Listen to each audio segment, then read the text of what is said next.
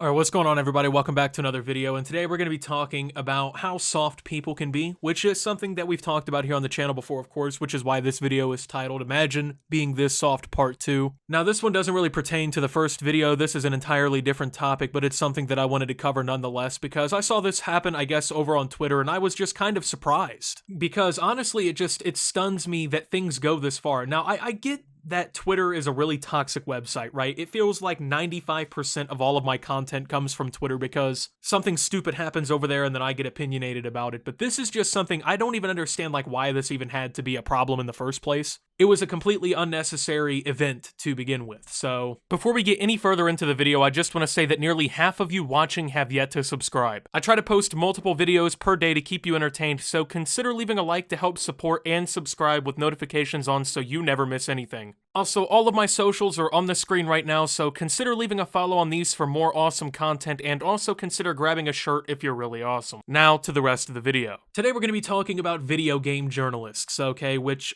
have been scrutinized enough, and very deservingly so. Video game journalists are barely journalists most of the time, if we're being honest. I feel like, you know, the whole journalism is dead thing, there's a pretty good argument to be made there, but when it comes down to journalism in video games, it's a completely different crop, man. I mean, you're talking about people who, these people are literally built different. I don't know what it is. They're just not able to just fucking relax. I never understand it. I mean, it seems like every time I read any sort of article about a video game, it just sucks. There's never anything good going on in journalism with video games. It's always got to be something, man. They nitpick the most ignorant things. And I hate to use the term woke because I feel like people have absolutely beaten it to death, but I feel like the stereotypical quote-unquote woke person is kind of like a video games journalist. They do a lot of moral grandstanding on social media. They seem to think they're better than everybody else a lot of the time. They write very shittily a lot of the time. I'm really just not a big fan of video game journalists to begin with, but then you see a situation like this unfold, and it's just like, it just reinforces my distrust of people who write about video games. And this is going by a video game journalist at Crapstacular and somebody by the name of Colin Moriarty. So I'm going to go ahead and just break this all down real quick here for you, what started it at least, because this kind of, I guess, unfolded into a little bit of a shitstorm on social media, unfortunately, and this kind of, I guess, ties into the whole cancel culture thing a little bit. So Colin Moriarty shared this screenshot from an article, which says, Returnal is really hyped to keep talking about how alien everything is. The Xeno prefix abounds, and it's a little uncomfortable in a world where even the Democratic Party has shown us that they're just as xenophobic as the Republicans they promised us they were better than. Now, before we get any further, this is one of my big problems with video game journalism, is the constant politicization, I guess is the right term, of literally fucking everything that has to do with video games. Like, it gets so goddamn old. I understand that inherently with some games, politics are going to matter. You can make political statements in video games. Video games are art. You can use them to express whatever you want. You can interpret them however you'd like to. But it gets a little fucking old when you go on Kotaku or on Polygon or on all of these different video game journalism outlets and you're trying to read about video games and you're trying to learn about gaming news, and instead it's the political tirades of the writers themselves where they're slamming people with other political beliefs or they're shoving their fucking beliefs down your throat. It gets old really quick, especially if you're someone just trying to read a review about a video game, learn about the fundamentals, the mechanics, the basics of a game, something like that. See if it's something you're interested in buying.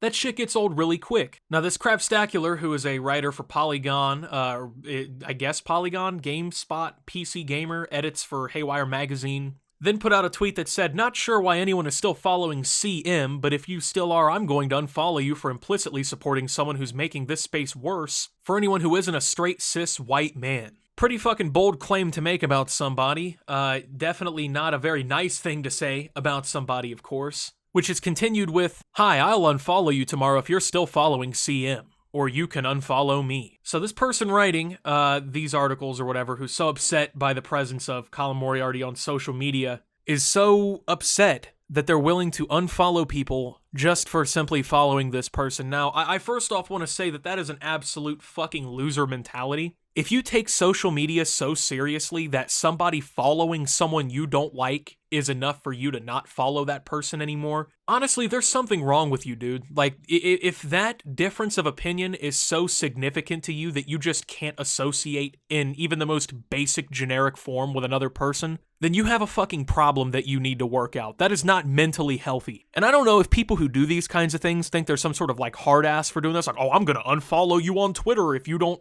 unfollow this person I don't like. No one gives a shit. You realize that, right? Like, I don't know who these people think that they are, that they think that their presence of their follow is so important and necessary to someone's social media life that they can bully people into telling them who they're allowed to follow and who they're not, but they need a fucking grip on reality very quickly. So Ki-hoon, if you're watching this, I just want to let you know, you're not that important. You're not that special. And you saying this doesn't make you any better of a person. In fact, you kinda look like a fucking clown for doing this, if I'm being entirely honest with you. I mean, I can't imagine being in that mindset, but okay. I hope that you validated yourself by, threatening people with an unfollow on social media. Well, anyways, it leads to this kind of hive mind mentality here. Is it bad that I don't know who this is? Never mind, I figured it out.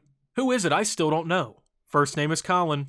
Thanks, I still don't know who it is, but I at least now know I'm not accidentally supporting someone shitty without knowing. This is the kind of shit I don't understand about social media. Like, how are you this soft? Someone tells you on social media, right, that they don't like this fucking person. You don't even know the name of the person. You don't know the name. You don't know what they did. You don't know anything about this person. You don't know literally no details about them except their first name. But this person says, hey, I don't like them.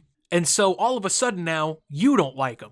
Like, how do you guys let social media influence you to this point? I don't understand. I cannot understand how people are like this, man. Like, you guys need to get the fuck off the internet for like 15 minutes and go outside or something, for real. Because, like, if you can be that easily swayed by some pixels on a screen into believing this kind of shit, once again, not mentally healthy. So this then led to a complete shitstorm because obviously Ki-hoon or Crapstacular here was entirely overreacting and acting like a complete asshat on social media, which led to some backlash. People then started to call them out for their behavior because there was no fucking reason to act this way, which then led to them privating their accounts, which it seems like a very typical journalist response to criticism, which is weird, right? Because journalists are in the public light, right? Like, their job is to report on shit. They put themselves out there. They, put their neck out there to put their word out and to get what they're saying out there. But then when anything comes back their way, they immediately private their accounts. Like, you were such a hard ass a second ago, right? Like, you were so hard when you were going to unfollow people for being cool with this person or whatever,